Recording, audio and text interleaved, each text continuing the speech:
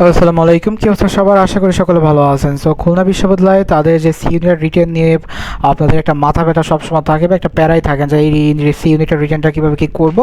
তো চলেন আজকে ভিডিওতে আমরা সেটাই দেখাই। আর আপনাদের মাথা ব্যথা দূর করার জন্য আমরা ওষুধ নিয়ে এসেছি। সেই ওষুধটা হচ্ছে আমাদের এই কোর্স।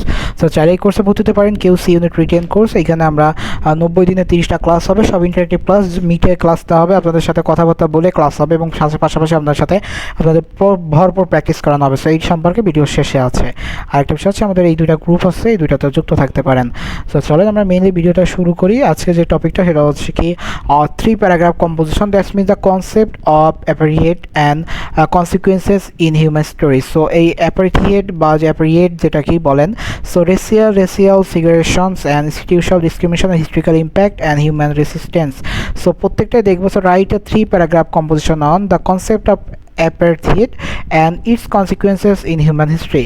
সো প্রথমত হচ্ছে আপনাকে আগে প্রশ্নটা বুঝতে হবে কী বলা হয়েছে। সো খুলনা বিশ্ববিদ্যালয় লিখিত পরীক্ষা এই ধরনের সত্য হলো যে 3টি সুস্পষ্ট অনুচ্ছেদ উত্তরটি উপস্থাপন করতে হবে। সো অ্যাপারথিয়েড মিনস বর্ণবাদ বা বর্ণনীতি বৈষম্য, যেখানে হচ্ছে শব্দটি আফ্রিকান ভাষার শব্দ অথবা পৃথকীকরণ বা সেপারেটনেস অ্যান্ড মানব ইতিহাসে একটি প্রাতিষ্ঠানিক বা আইনসিদ্ধ বর্ণ বৈষম্যের সবচেয়ে নিকৃষ্ট রূপ হিসেবে পরিচিত।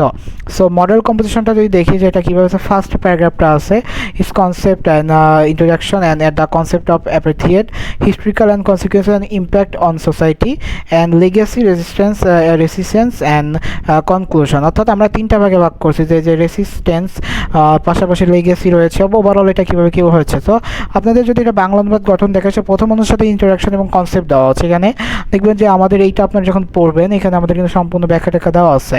সো এইটা হচ্ছে 1990 দশকের আফ্রিকার প্রচলন 4টি মূল জাগর শ্রেণী বিভাগের এবং অঙ্গ শ্বেতাঙ্গদের মৌলিক অধিকার হরণ এবং পৃথকীকরণ বিস্তারিত আলোচনা করা হয়েছে।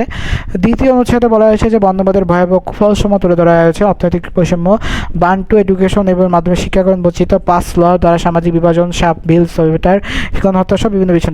তৃতীয় অনুচ্ছেদে দেখানো হচ্ছে নেলসন ম্যান্ডেলা এএনসি নেতৃত্ব প্রতিরোধে আন্তর্জাতিক নিষেধাজ্ঞা এবং 1994 সালে বর্ণবাদের অবসান ও গণতন্ত্র প্রতিষ্ঠা এবং বর্তমানে হচ্ছে দীর্ঘমেয়াদী প্রভাব মানবজাতির। অর্থাৎ আমরা দেখেন 3টা, এটা হচ্ছে এটা অনকাইন্ড অফ আমরা 3টা প্যারার মাধ্যমেই প্রথম প্যারা ইন্ট্রোডাকশনটা কনসেপ্ট দেখেছি, অ্যাপ্রিয়েট ইন আফ্রিকানস উড মিনিংস সেপারেটনেস, এই যে প্রত্যেকটা জিনিসে কিন্তু আপনাকে ব্যাখ্যা করে দেওয়া হয়েছে, ফ্রেমওয়ার্ক, সিটিজেন, লিগেসি, ওভারঅল যা যা লিগালি যা আছে। এরপর নেক্সট হচ্ছে historical consequence and impact on society আছে, and legacy, resistance and conclusion, overall বিষয়গুলোই আছে।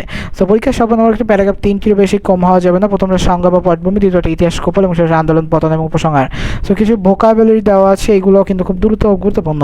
সো এইটার ক্ষেত্রে হচ্ছে আপনার লেখার থেকে হচ্ছে আপনাকে প্রশ্ন বোঝাতে মেইন, সেটা হচ্ছে আপনার 3 প্যারা কম্পোজিশন মানে 3টা প্যারা হয়ে একটা কম্পোজিশন হবে।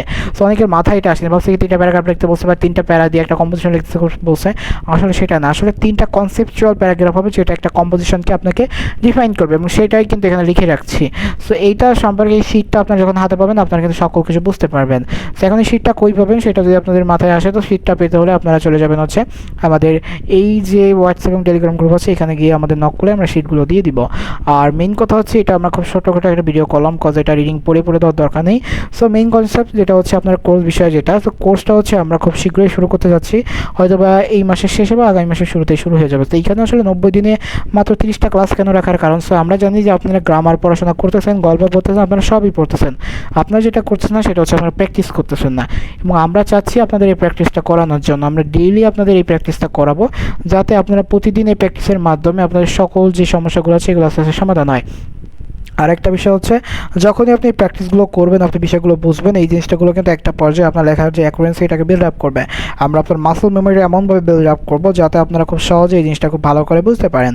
সো মেইনলি হচ্ছে এই কোর্সটা বাংলা ইংলিশ রিটেন বা দুটার উপর মোট 30টা ক্লাস আছে। সো সেটা দ্বারা এসে এটা যে আপনার এই যে ওভারঅল যেটা আছে তার রেগুলার প্রাইস বা মাত্র এইটাও 999 টাকা রেখেছিলাম, বাট আপনাদের কথা চিন্তা করে মাত্র 499 টাকা রাখা হয়েছে। সো যারা কোর্সে পড়তে চান 0300294 এই নাম্বার হোয়াটসঅ্যাপ আছে, আমাকে নক করে জাস্ট বলবেন যে কোর্সে ভর্তি হতে চাই, পেমেন্ট করে কোর্স ভর্তি হয়ে যাবেন। সো এই যে কোর্স আছে ডিটেলস কোনো কিছু শোনার থাকলে আমাকে নক করবেন, আমি আপনাদের জানিয়ে দেবো। সো এটা হচ্ছে খুবই ছোটো একটা ভিডিও ছিল, জাস্ট আপনার কোয়েশ্চেন সলভ করলাম। সো কেমন লেগেছে এটা জানাতে ভুলবেন না, আর আমাদের কোর্স রিলেটেড কোনো প্রশ্ন থাকলে সেটাও বলতে ভুলবেন না। তো দেখা হচ্ছে পরবর্তী ভিডিওতে, সব সুস্থ থাকবেন, সুস্থ থাকবেন, পড়াশোনার সাথে থাকবেন। আসসালামু আলাইকুম।